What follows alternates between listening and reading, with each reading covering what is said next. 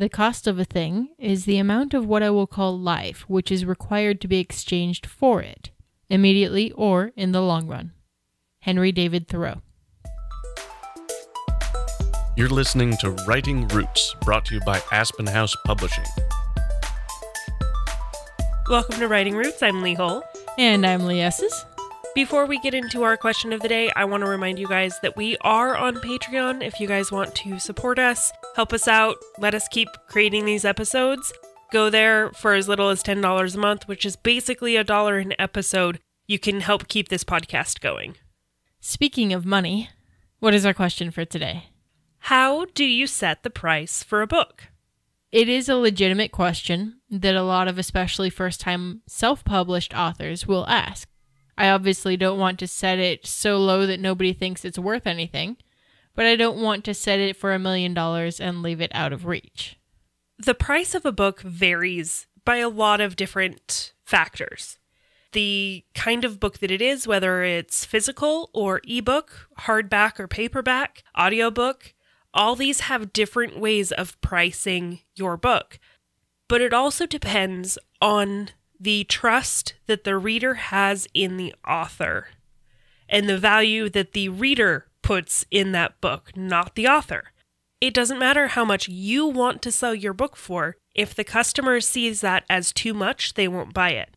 Under that category, I did want to mention that how your audience uses the book also comes into play. So if it's a coloring book, one person might buy the book more than once. If it's a comic book, it's meant to be read and then tossed over your shoulder so you can consume the next one as fast as possible. I don't like your version of comic books. Comic books are made to be read and then carefully stored in case they become valuable later on. Nerd. Another thing to consider as far as how you're using it is if it's a journal or a workbook, so some kind of devotional. And then, of course, if it's educational, that'll also influence it because it's required for school, and so therefore they can charge an arm and a leg for it. So let's get into the pricing of how do you set a price for your book.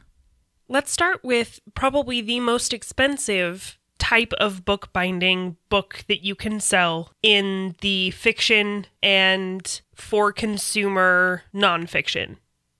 We're talking about hardbacks. These tend to be 2 to 3 times the price of your paperback. The last one I purchased was around $30. Mine was about $35. The thing with a hardback is if you go the traditional publishing route, if you are getting a book published in hardback, it means that you have established yourself as an author, as a trusted author with a following of people willing to buy your book. Because hardbacks are expensive to produce. Traditional publishers will only invest in a hardback if they know that they're going to get the return on it. Readers tend to purchase hardbacks for one of 2 reasons. If you're like me, you purchase it because you want to get it right away. You don't want to wait those extra couple of months for it to be cheaper. Readers will also get it because hardbacks are just better. I like hardbacks because they're a little more durable. They, I think, look a lot better than paperbacks do, especially after they've been read. They tend to hold up longer, but they're heavier and a little more unwieldy. Hardbacks are going to be more expensive. Like we said, I paid about $35. She paid about $30. I've never seen a hardback for less than about $20. And of course, I've also paid like $100 for a hardback cover once. Of a 10-year-old book, by the way. It was the 10-year anniversary leather bound of Way of Kings. And that truly is a display piece. Paperbacks tend to be about 1/3 the price of hardbacks. Depending on your genre, especially like my genre of action, mystery, thrillers, and romance novels, those are going to be the ones you pick up at the airport. Those are $10 out the door. I've seen paperbacks range from about $4 to $5 up to about $15.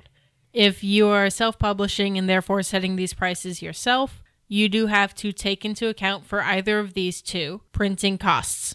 We each charge about $10 for our books to purchase either online or in person. because it's an easy number for bills, mostly.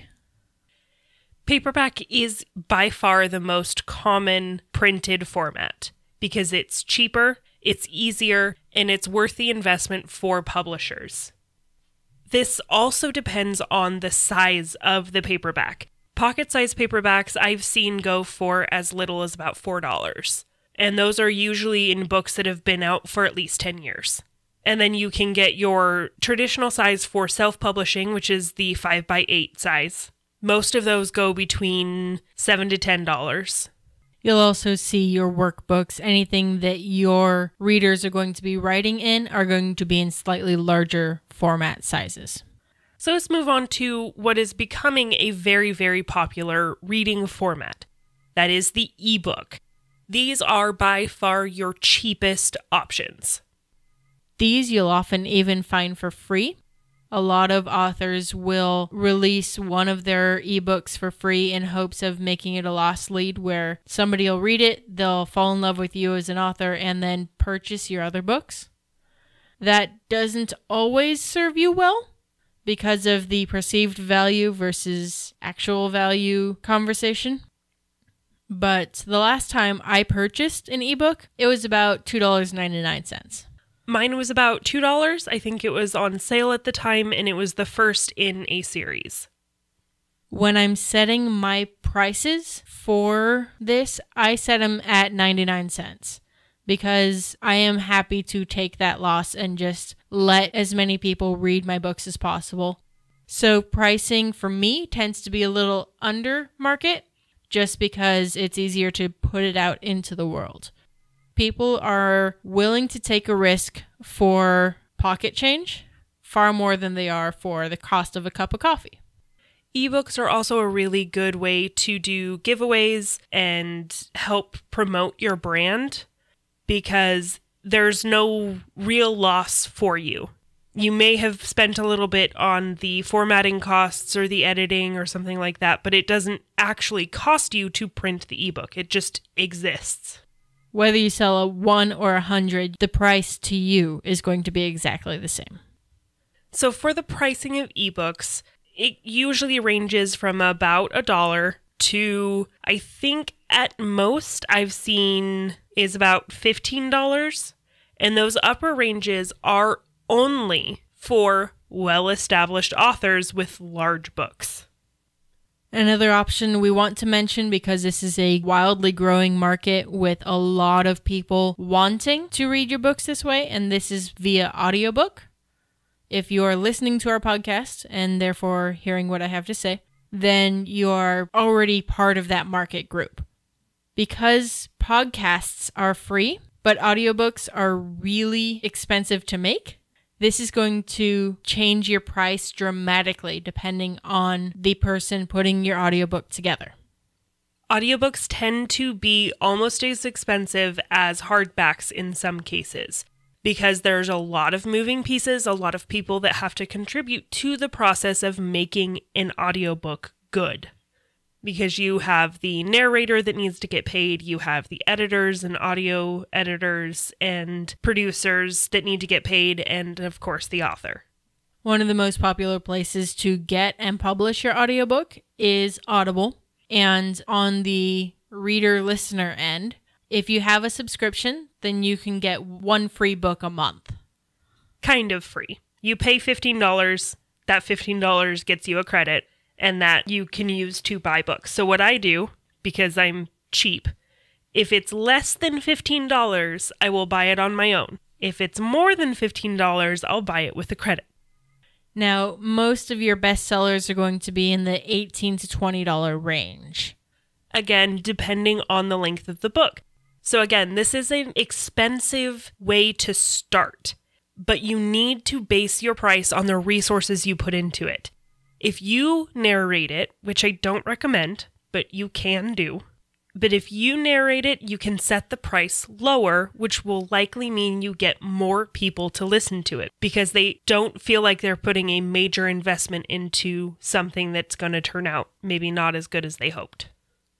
I did want to mention really quickly that if you are advertising for your books, you're going to advertise differently depending on the types of these books that you are selling. That should be wrapped into the prices that you're setting for the book. By far, one of the most popular places to publish your book is through Amazon's Kindle Direct Publishing. Real quick note here, because I do see this question a lot on online forums. KDP, Kindle Direct Publishing, is not the same as KDP Select. KDP Select is an optional service you can subscribe to per individual book. So if you haven't had enough math yet, we've done a couple of other episodes on how to approach different types of publishing in our second series that we released last September. And if you have more questions on the different kinds of mediums, we've done an episode on that as well.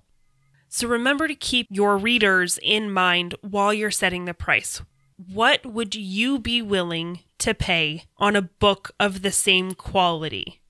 If you have gone the whole process doing what we always tell you, continue to do that even in the publishing, even in the pricing. Because what you should always do is write selfishly.